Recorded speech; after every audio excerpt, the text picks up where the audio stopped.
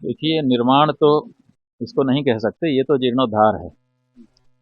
ऐसा नहीं है कि वहाँ पहले से मंदिर नहीं था, ऐसा नहीं है कि पहले वहाँ से मूर्ति नहीं थी, ऐसा नहीं है कि वहाँ पहले पूजा अर्चना नहीं हो रही थी।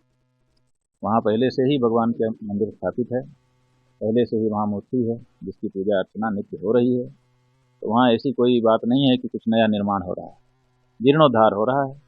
अब ये जीर्णोद्धार हम लोग ये चाहते थे कि पूरा हो जाए, ठीक से मंदिर निर्मित हो जाए, फिर उसमें विधि विधान के साथ प्रतिष्ठा हो, यही बात।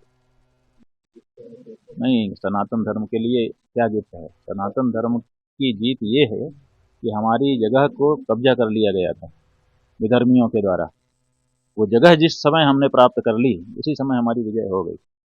उसके बाद हम वहाँ क्या बनाते हैं, वहाँ कैसे रहते हैं, क्या करते हैं आयोजन, इसका कोई मायने नहीं है। जिस समय ये फैसला हो गया भारत के उच्चतम न्यायालय के द्वारा, ये भूमि हिंदुओं की है, इस पर जिन लोगों ने कब्जा किया वो नाजायज है, उसी समय हमारी विजय हो गई। तो सबसे बड़ा क्षण वो था।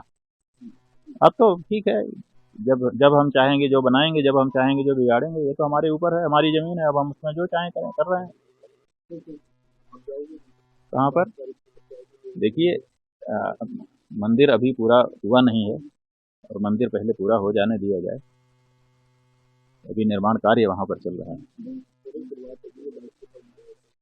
वो जो कह रहे हैं वो लोग अपना करें, उनको उनको उनकी अपनी मजबूरी है। देखिए, हमारी मजबूरी कोई नहीं है, हम धार्मिक व्यक्ति हैं। हम चाहते हैं कि विधि विधान के साथ काम हो, पूरा मंदिर बन जाए, फिर प्रतिष्ठा हो। लेकिन जो राजनेता हैं उनकी ज़रूरत है कि सामने चुनाव है, तो वो चाहते हैं कि हर जगह से हम चुनावी राजनीति में जो लाभ लेना बनता है वो ले लें। इसलिए उनकी मजबूरी है कि वो अभी उनको करना है, हमारी मजबूरी नहीं है। तो हमारी तो जब पूरा मंदिर बन जाएगा, विधि विधान के साथ प्रतिष्ठा हो जाएगी, और फिर हमने ये कहा है कि जब गौ हत्या बंद हो जाएगी तब हम राम जी का दर्शन करेंगे। कि गाय ही राम को लेके आई थी और वो गाय काटी जा रही है, और हम राम जी की प्रतिष्ठा करके उनका दर्शन करें और उत्सव मनाएं। अभी हमारी ऐसी स्थिति नहीं है, हिम्मत नहीं है हमारी। तो हम जब गौ हत्या बंद होगी तो अयोध्या जाकर के राम जी का दर्शन करेंगे। राम जी सेकुलर नहीं है, शास्त्रीय पक्ष का ध्यान रखते हुए शास्त्र सम्मत विधा से ही प्रतिष्ठा होनी चाहिए और पूजन का भी क्रम होना चाहिए। अन्यथा देवता का जो तेज है तिरोहित हो जाता है, और वह तिरोहित हो जाने पर डाकनी शाकनी भूत प्रेत पिशाच अर्चा विग्रह या मूर्ति में प्रविष्ट हो जाते हैं, पूरे क्षेत्र को तहस नहस कर देते हैं। इसलिए शास्त्रीय विधा से ही सब काम होना चाहिए। महाराज जी, आप जाएंगे क्या? जैसा नहीं, मैं तो नहीं जाऊंगा। अयोध्या तो जाता रहता हूँ, जाता रहूंगा, लेकिन उस कार्यक्रम में मैं सम्मिलित नहीं हूँ। सम्मिलित होने का कोई कारण? कारण कुछ नहीं, हमारे पास निमंत्रण आया था कि एक व्यक्ति साथ ला सकते। इसी को लेकर के क्या है? इसी को लेकर मैं कोई नाराज नहीं होता। मेरी अच्छा महाराज जी, अपनी नीति है, मेरा अपना सिद्धांत। उस कार्यक्रम में मैं जाके क्या करूँगा? महाराज जी, इससे जो संत समाज है या जो सनातन धर्मी है, इनमें कोई मनमुटाव तो नहीं हुआ कि आप नहीं जा रहे हैं, धर्मगुरु नहीं पहुंच रहे हैं इस कार्यक्रम में? धर्मगुरु नहीं पहुंच रहे हैं तो सबको पता ही है।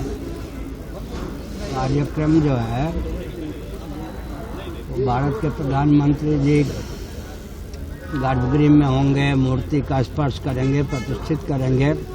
इसको राजनीतिक रूप दिया ही गया है। मर्यादा पुरुषोत्तम भगवान राम की प्रतिष्ठा होगी तो शास्त्र सम्मत विधा से होनी चाहिए। यह है, मैं तो विरोध नहीं करूंगा, जाऊंगा भी नहीं। मैंने अपना पक्ष रख दिया। आधा तीतर आधा बटेर की कहावत चरितार्थ न करें, सब कुछ शास्त्र सम्मत विधा से हो। यातायात जो है लौकिक नियम है ना, विधि निषेध, उसका पालन करने पर गंतव्य तक व्यक्ति पहुंचता है। इसी प्रकार शास्त्र सम्मत फल चाहिए तो शास्त्र सम्मत विधि निषेध का पालन भी करना चाहिए। यह भी उसमें आधा तीतर आधा बटेर की कहावत चरितार्थ न हो। महाराज जी, जैसा आपने एक बार कहा था कि भारत जो है हिंदू राष्ट्र हुआ, कब तक संभव हो सकता है?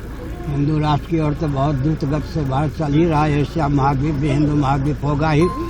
पूरा विश्व हिंदुत्व के रंग में रंगेगा, क्योंकि सबके पूर्वज सनातनी वैदिक और हिंदू ही थे। हिंदुओं का जो वेदादि शास्त्र सम्मत सिद्धांत है